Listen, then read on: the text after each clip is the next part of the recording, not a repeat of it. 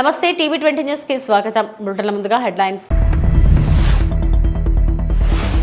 ప్రపంచ పర్యావరణ దినోత్సవం సందర్భంగా సింధూర్ మొక్కలు నాటిన ప్రధాని మోడీ.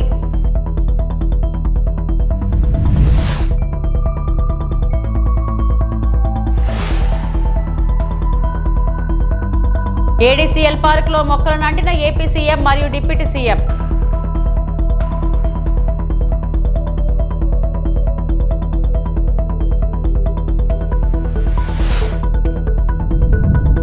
భవిష్యత్ తరాల భద్రతకై కృషి చేద్దాం డిప్యూటీ సీఎం పవన్ కళ్యాణ్.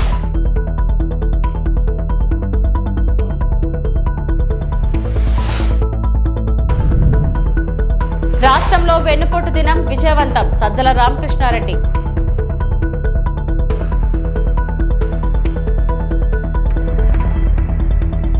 ప్రపంచ పర్యావరణ దినోత్సవం నాడు ప్రధానమంత్రి నరేంద్ర మోడీ ఢిల్లీలోని తన నివాసంలో సింధూర్ మొక్కను నాటారు. ఇది 1971 యుద్ధంలో అసాధారణ ధైర్యాన్ని ప్రదర్శించిన కచ్లోని ధైర్యవంతులైన మహిళలు ఇచ్చిన బహుమతి. తన ఇటీవల పర్యటన సందర్భంగా మహిళలు బలం మరియు స్థితిస్థాపకతకు చిహ్నంగా ప్రధాని మోడీకి పవిత్ర మొక్కను సమర్పించారు. వారి సంజ్ఞకు ముగ్ధుడైన ప్రధానమంత్రి 7 లోక్ కళ్యాణ్ మార్గ్ లో దానిని నాటుతారని చెప్పారు.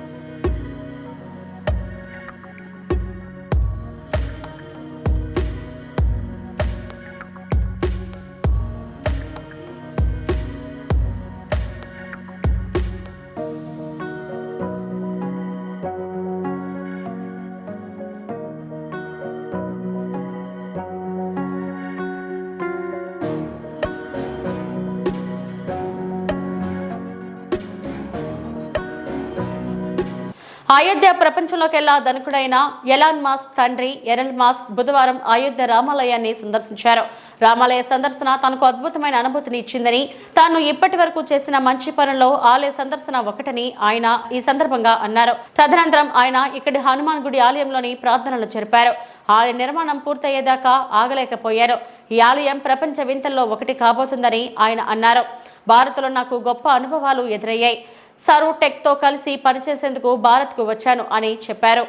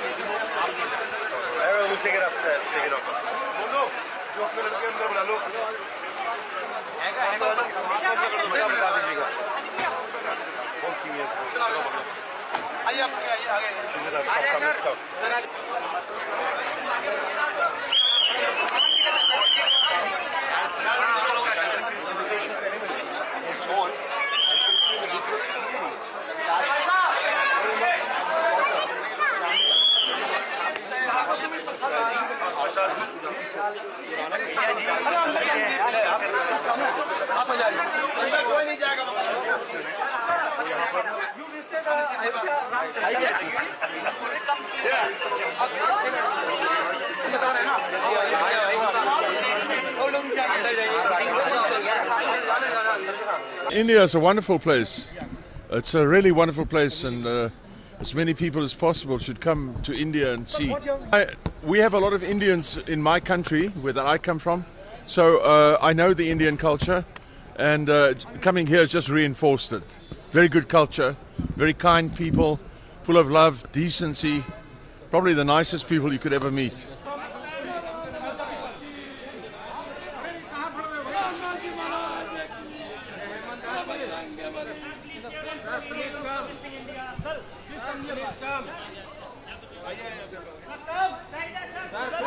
ప్రపంచ పర్యావరణ దినోత్సవం సందర్భంగా రాజధాని అమరావతిలోని అనంతపురంలో ఏడీసీఎల్ పార్క్లో వన మహోత్సవం జరుగుతుంది.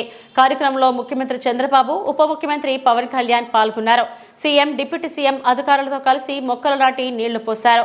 అనంతరం పర్యావరణ పరిరక్షణపై కాలుష్య నియంత్రణ మండలి ఏర్పాటు చేసి స్టాళ్లను పరిశీలించారు. ప్లాస్టిక్ రీసైక్లింగ్ కు తీసుకుంటున్న చర్యలను PCB chairman Krishnaiah CM, deputy సీఎంకు వివరించారు. రీసైక్లింగ్ అంశంలో శాఖల మధ్య సమన్వయం అవసరమని చంద్రబాబు సూచించారు. రీసైక్లింగ్ పై ప్రత్యేక పాలసీ తీసుకురావాలని ఆదేశించారు. ప్రతి 15 రోజులకు ఒకసారి రీసైక్లింగ్ విధానంపై నివేదించాలని ఆదేశించారు. రీసైక్లింగ్ పై 3 ప్రాంతాల్లో ఎగ్జిబిషన్లు పెట్టాలని సూచించారు. మొబైల్ వాహనం ద్వారా కళాశాల విద్యార్థులకు అవగాహన కల్పించాలని నిర్దేశించారు. Recycling products, sir. He is a PhD from IIIT Kurnool. చెప్పయ్యా. DSc scholar in IITM Kurnool sir. Sir యాక్చువల్గా ఇది మామూలుగా మనం టీవీలో, సెల్ ఫోన్స్లో యూస్ చేసే పీసీబీ బోర్డ్ సార్. సో దీని లైఫ్ టైం అయిపోయిన తర్వాత దీన్ని రీసైకిల్ చేసినా సరే మనకి హార్మ్ఫుల్ సబ్స్టెన్సెస్ వస్తాయి. సో దీన్ని రీప్లేస్మెంట్ చేయడం కోసమని మేము సిజిల్, జూట్, బనానా ఫైబర్స్తో ఈ పీసీబీ బోర్డ్స్ తయారు చేస్తున్నాం సార్. సో దీన్ని కమర్షియల్గా మనం ఇప్పుడు ఆల్రెడీ లైట్ కింద కూడా మేము కన్వర్ట్ చేస్తాం సార్. సో ఇది డైరెక్ట్ 220 volts బల్బు మనం ఇంట్లో కూడా లైట్ పెట్టుకోవచ్చు సార్. సో దానికి ఈ ప్రాసెస్ మొత్తానికి మాకు 2 పేటెంట్స్ వచ్చినాయి సార్ గవర్నమెంట్ ఆఫ్ ఇండియా నుంచి. 2 times మమ్మల్ని యూఎస్ పిలిచి యూఎస్లో కూడా ఈ టెక్నాలజీ గురించి మేము ఎక్స్ప్లెనేషన్ ఇచ్చాం సార్. సో ప్రజెంట్ ఇది ఇంకా R&D ప్రాసెస్లో ఉంది. మేము స్టార్ట్అప్ పెట్టి అంటే ఇండస్ట్రీ గ్రీన్కో కంపెనీ వాళ్ళు ఇండస్ట్రీని ప్రమోట్ చేస్తున్నారా, దీన్ని అడాప్ట్ చేసుకోవడానికి మళ్ళీ పెట్టుకున్నారు, టైం పెట్టుకున్నారు సార్. ఇది హ్యూమన్ సెన్సార్ సార్. అంటే ఈ సెన్సార్ని మనం ఇంట్లో పెట్టుకున్నప్పుడు నార్మల్గా మనిషి క్రాస్ అయినప్పుడు లైట్ ఆటోమేటిక్గా ఆన్ అయ్యి ఆఫ్ అవుతుంది సార్. సో ఇదేమో LED బల్బు సార్. సో బేసిక్గా ఈ మెటీరియల్ అనేది మనకి నార్మల్ పీసీబీ బోర్డ్ ఉంటుంది సార్. ఇది వేస్ట్ అయిపోయిన తర్వాత ఈ వేస్ట్ కింద అయిపోతుంది సార్. సో 80% ఆఫ్ ద ఈ వేస్ట్ ఈ ఎలక్ట్రానిక్స్ కాంపోనెంట్ తీసేయంగా బోర్డు ఒకటే ఈ వేస్ట్. సో దాన్ని రీప్లేస్మెంట్ చేయడం కోసం అని చెప్పి మేము ఈ బోర్డ్ని డిఫరెంట్ ఎలిమెంట్స్తో మేము తయారు చేసాం. సో ఇవన్నిటికి మాకు ఇది బీరకాయ తొక్కు సార్. ఇది బనానా ఫైబర్ నుంచి తీసుకుంది సార్. ఇది జూట్ ఫైబర్, ఇది సిజిల్ ఫైబర్. సో ఇది ఈ 3 మిక్సింగ్గా ఇండివిజువల్గా చేసాం సార్. తర్వాత ఈ 3 మిక్సింగ్ కూడా చేసాం సార్. సో ఇది బనానా ఫైబర్. ఇది ఏది ఇంపాక్ట్ ఎక్కువ వచ్చింది? Impact is banana sir. బనానాకి ఎక్కువ ఇంపాక్ట్ వచ్చింది సార్. సో ప్రోరేటా ప్రకారం మిక్స్ చేశారా? వాట్ ఇది పర్సెంటేజ్ బనానా? వచ్చే ఏడాది ఇదే రోజు 1 కోటి మొక్కలు నాటాలని సంకల్పం పెట్టుకున్నామన్నారు AP deputy CM Pawan Kalyan. Amaravati రాజధాని ప్రాంతం అనంతపురంలో ప్రపంచ పర్యావరణ దినోత్సవం వన మహోత్సవం కార్యక్రమం ప్రారంభమైంది. సభ ప్రాంగణంలో ఏర్పాటైన స్టాళ్లను పరిశీలించారు. CM Chandrababu, deputy CM Pawan Kalyan, కొంతమంది మంత్రులు, అధికారులు కూడా స్టాళ్లు పరిశీలించారు. స్టాల్స్ వివరాలు అడిగి తెలుసుకున్నారు. చంద్రబాబు, పవన్ కళ్యాణ్ పర్యావరణ దినోత్సవానికి గుర్తుగా మొక్కలు నాటారు. ఈ సందర్భంగా ఏర్పాటు చేసిన కార్యక్రమంలో పవన్ మాట్లాడుతూ వచ్చే ఏడాది ఇదే రోజు 1 కోటి మొక్కలు నాటాలని సంకల్పం పెట్టుకున్నామన్నారు. అడవుల్లో కారు చిచ్చు ఆపే ప్రయత్నాలు చేయాలన్న ఆయన అటవీ పరిరక్షణ సమితి ఉద్యమకారులు అంకారపు అడవుల పరిరక్షణకు ఎన్నో ప్రయత్నాలు చేస్తున్నారు. గతంలో ఇంటి అడ్రస్ కావాలంటే అదిగో ఆ మర్రి చెట్టు పక్క వీధిలో అనేవారు. ఇప్పుడు అసలు అలాంటి పరిస్థితి లేదని ఆవేదన వ్యక్తం చేశారు. పర్యావరణ పరిరక్షణలో ఆంధ్రప్రదేశ్ తలమానికంగా ఉండాలని ఆకాంక్షించారు. ఇప్పుడు దాకా నేను పర్యావరణం కోసం వ్యక్తిగతంగా చేశాను కొన్నిసార్లు కానీ నాకు ఇప్పుడు ఈ అటవీ శాఖ కూడా పర్యావరణం 2 నా దాంట్లో ఉన్నప్పటికీ నేను వచ్చే సంవత్సరం ఇదే రోజుకి కనీసం 1 కోటి మొక్కలు నాటి, అలాగే ఫారెస్ట్ ఫైర్స్ అడవిలో కార్చిచ్చులు కనుక ఆపగలిగి కొమ్మిరి అంకారావు గారు చెప్పినట్టుగా అడవుల్లోకి గొర్రెల్ని, పొట్టేళ్ళు మేపడానికి తీసుకుపోయి అక్కడ గడ్డి కోసం కాలుస్తూ ఉంటారు. వారికి కొంత అవగాహన సదస్సులు పెంచి వచ్చే సంవత్సరం ఇదే సమయానికి మనస్ఫూర్తిగా మీతోటి అనుభవంతో మాట్లాడతాను. ఒక అటవీ శాఖ మంత్రిగా కావచ్చు, పర్యావరణ శాఖ మంత్రిగా కావచ్చు. అలాగే ఒక్క వాక్యం చెప్పి నేను ముగిస్తాను. చెట్టు అదేదో మనకు ఒక ఆశయమో దానికి ఇది చెట్టు మనకి ఆధారం. కేవలం పక్షులకి వీటికే కాదు, ప్రతి ఒక్కరికి చెట్టు లేని జీవితాన్ని ఊహించుకోండి. ఇదివరకు మనం పెరిగేటప్పుడు ఒక 30 సంవత్సరాల క్రితం ఎవరన్నా మా ఇంటికి వెళ్ళాలి అంటే అక్కడ పెద్ద మర్రి చెట్టు ఉంటుంది. ఆ మర్రి చెట్టు నుంచి కుడి చేతిలోకి వెళ్తే ఈ దారి ఉంటుంది. ఎవరిని ఇల్లు ఫ్రెండ్ ఇల్లు తెలియాలంటే ఎలారా మీ ఇంటికి రావడం అంటే మా ఇంటి ముందు గోరింటాకు చెట్టు ఉంటుంది. ఇట్లాంటివన్నీ పోయినాయి. ఇప్పుడు అసలు చెట్టే ఆనవాళ్ళు అయ్యేది. అలాంటి చెట్లని మనం సంరక్షించుకోవడం మానేశాం. కానీ అదృష్టవశాత్తు మనకి ప్రకృతిని పరిరక్షించగలిగే అవగాహన ఉన్న ఒక బలమైన వ్యక్తి మనకి ముఖ్యమంత్రిగా ఉన్నారు మనకి. అందుకు మనం నిజంగా మనం గర్వించాం. ఈరోజు మా అందరికీ కూడా ఆయన ఇచ్చిన టార్గెట్స్ ప్రతి చోట 33% ఉండాలి ఫారెస్ట్ కవర్ అంటే, మా అందరికి ఇచ్చిన టార్గెట్ ఒక 50% ఆంధ్రప్రదేశ్లో ఉండాలి. ఆంధ్రప్రదేశ్ తలమానికంగా ఉండాలి ఈ పర్యావరణానికి సంబంధించి కానీ, అటవీ సంరక్షణకు కానీ, నగర వనాలకు కానీ, చెట్లు విరివిగా పెంచడానికి కానీ, వాటిని స్ఫూర్తిగా తీసుకొని వచ్చేసారి మనస్ఫూర్తిగా కలుస్తాం తెలియజేసుకుంటూ, మీ అందరికీ మనస్ఫూర్తిగా ఈరోజు గౌరవ ముఖ్యమంత్రి గారు ఏం చెప్తారనేది మీతో పాటు నేను కూడా వినటానికి సంసిద్ధంగా ఉన్నాను. వారిచ్చే సూచనలు సలహాలు తీసుకుని వచ్చే సంవత్సరం ఆయన మీద మనం పెట్టిన బాధ్యతని బలంగా నిర్వర్తించి ఆయన మెప్పు పొందేలాగా మనందరం ముందుకెళ్లాలని మనస్ఫూర్తిగా కోరుకుంటూ సెలవు తీసుకున్నాను. జై హింద్. మాజీ మంత్రి కన్నబాబు ఆధ్వర్యంలో కాకినాడలో ప్రభుత్వానికి వ్యతిరేకంగా వెన్నుపోటు నిరసన కార్యక్రమం. కాకినాడ జిల్లా కాకినాడ రూరల్ సర్పవరం జంక్షన్ లో కూటమి ప్రభుత్వానికి వ్యతిరేకంగా ప్రభుత్వ వైఫల్యాలు ఎత్తుచూపుతూ వైఎస్ఆర్సీపీ మాజీ వ్యవసాయ శాఖ మంత్రి కన్నబాబు ఆధ్వర్యంలో నిరసన సెగలు వెల్లువెత్తాయి. కన్నబాబు మాట్లాడుతూ ఎన్నికల వేళలో సూపర్ 6 పేరిట సంక్షేమ పథకాలు తీసుకొస్తారని ప్రజలను మభ్యపెట్టి అధికారంలోకి వచ్చి ప్రజలను మోసం చేసిందని కూటమి ప్రభుత్వాన్ని ఎండగట్టారు. ఏడాది కావస్తున్నా ఖజానాలో డబ్బులు లేవన్న మాట మారుస్తున్నారని, ప్రభుత్వ ఆర్థిక పరిస్థితి తెలిసి ఎలా హామీలు ఇచ్చారని, ఇది కూటమి ప్రభుత్వం చేసిన మోసం కాదా అని మాజీ మంత్రి కన్నబాబు ఎద్దేవా చేశారు. ఈ నిరసన కార్యక్రమంలో పార్టీ శ్రేణులు, నాయకులు, కార్యకర్తలు పెద్ద ఎత్తున పాల్గొన్నారు. ఈ వెన్నుపోటు దినం కార్యక్రమానికి కాకినాడ రూరల్ నియోజకవర్గం నుంచి వచ్చిన నాయకులు, కార్యకర్తలు, జగన్మోహన్ రెడ్డి గారు, రాజశేఖర రెడ్డి గారు అభిమానులు ప్రతి ఒక్కరికి నా హృదయపూర్వక నమస్కారాలు. ఈ రోజుకి ఏడాది ఎన్నికలు పూర్తయి, ఏడాది క్రితం చంద్రబాబు నాయుడు గారి సర్కారు రావాలని ప్రజలు ఎన్నుకున్నారు. ఎందుకు ఓటేసారనంటే ఆయన సూపర్ 6 అన్నాడు. అది కాకుండా 143 హామీలు ఇచ్చాడు. ఉన్నవి లేనివి అబద్ధాలు చెబుతూనే ఉన్నాడు. దాంతోపాటు ఎంతో గొప్పగా సంక్షేమ పాలన చేస్తున్న జగన్మోహన్ రెడ్డి గారి మీద అబద్ధాలని నిత్యం ప్రచారం చేశారు. ప్రజల మనసులో విషబీజాలు నాటి తామేదో చాలా గొప్పగా పరిపాలన చేయగలుగుతామని నమ్మించి ఇవాళ అధికారానికి వచ్చే సంవత్సరం అయింది. ఒక్కటంటే ఒక్క పెన్షన్ పెంపు తప్ప, అది కూడా అరకొరగా కొత్త పెన్షన్ ఇవ్వకుండా కాలయాపన చేస్తూ ఇంకా ఏ కార్యక్రమాన్ని చేయలేదు.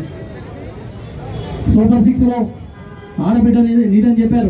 నీకు 15,000 అని పాట పాడారు. దాంతోపాటు ఇవాళ అమ్మఒడి కన్నా మరిగ్గా ఇస్తామని చెప్పారు. సుమారు ఎంతమంది పిల్లలు ఉంటే అంతమందికి 15,000 డబ్బులు ఇస్తామన్నారు. ఒక్కటంటే ఒక్క హామీ నెరవేర్చకపోగా కేవలం కక్ష సాధింపుగా రెడ్ బుక్ పరిపాలన అని చెప్పి ఉన్నవి లేనివి కల్పించి తప్పుడు కేసులు పెట్టి నానా ఇబ్బందులు పెడతా ఉన్నారు ఈ రాష్ట్ర ప్రజల్ని. ఎందుకు అంటే ఒకటే కారణం, జగన్మోహన్ రెడ్డి గారి మీద ద్వేషం, కోపం, పగ.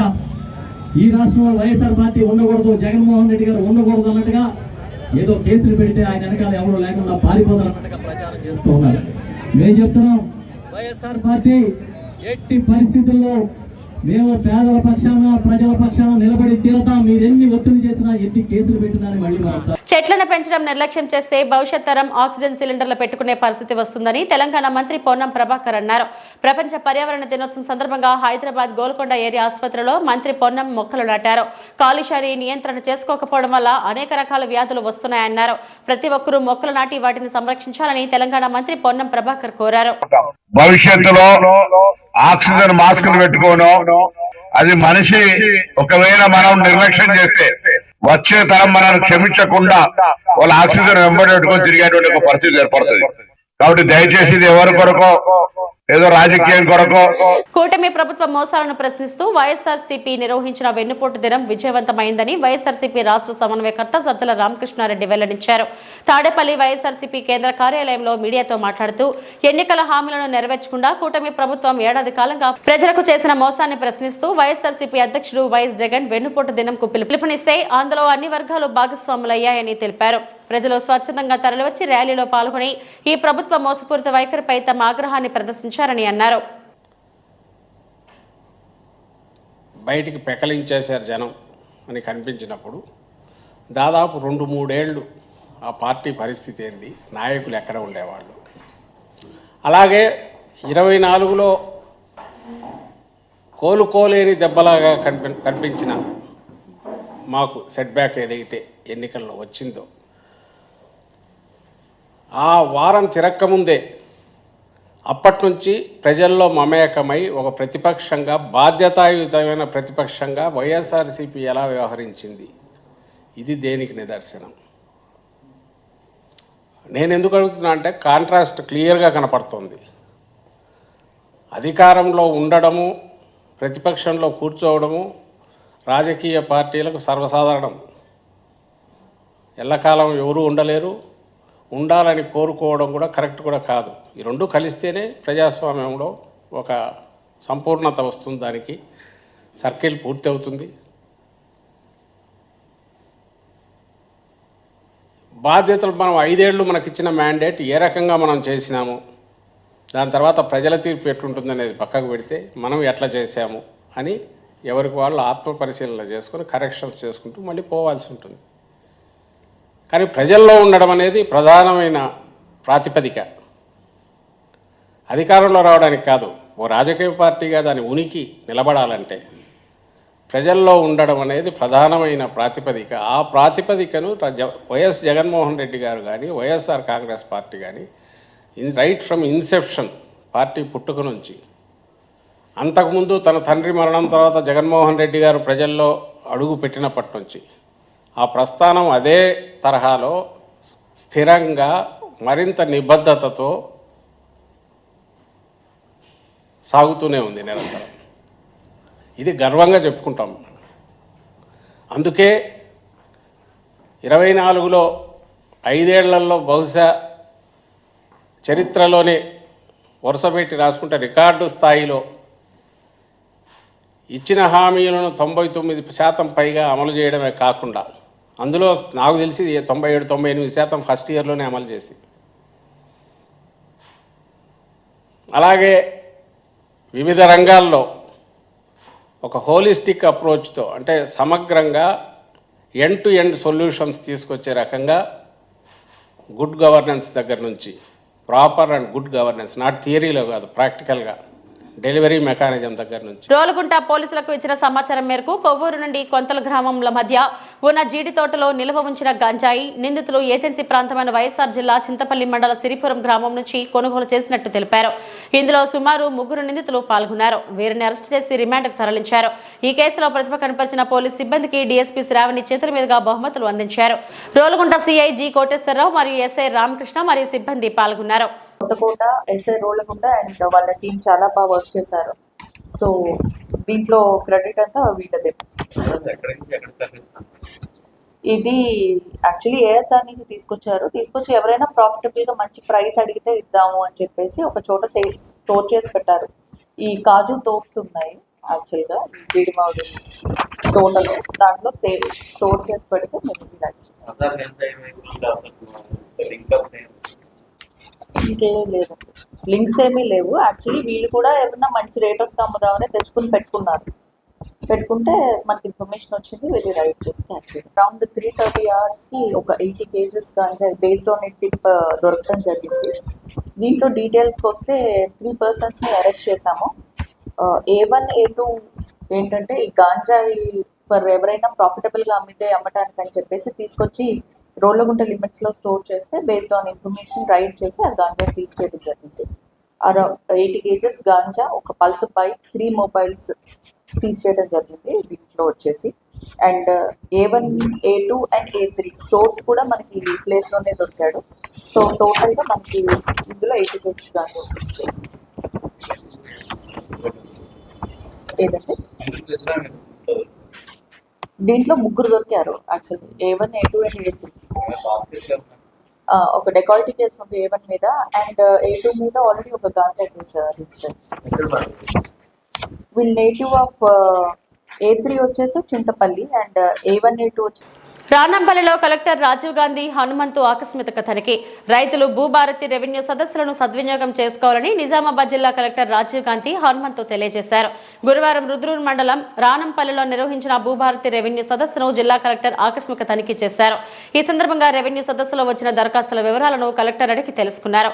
భూభారతి చట్టం ద్వారా రైతులకు కావాల్సిన సేవలను అందించాలని కలెక్టర్ సూచించారు. సాదా బైనామా, పెండింగ్ పౌతి, డిఎస్ పెండింగ్, భూ విస్తరణలో మార్పులు, చేర్పులు తదితర అంశాలపై క్షుణ్ణంగా పరిశీలించారు.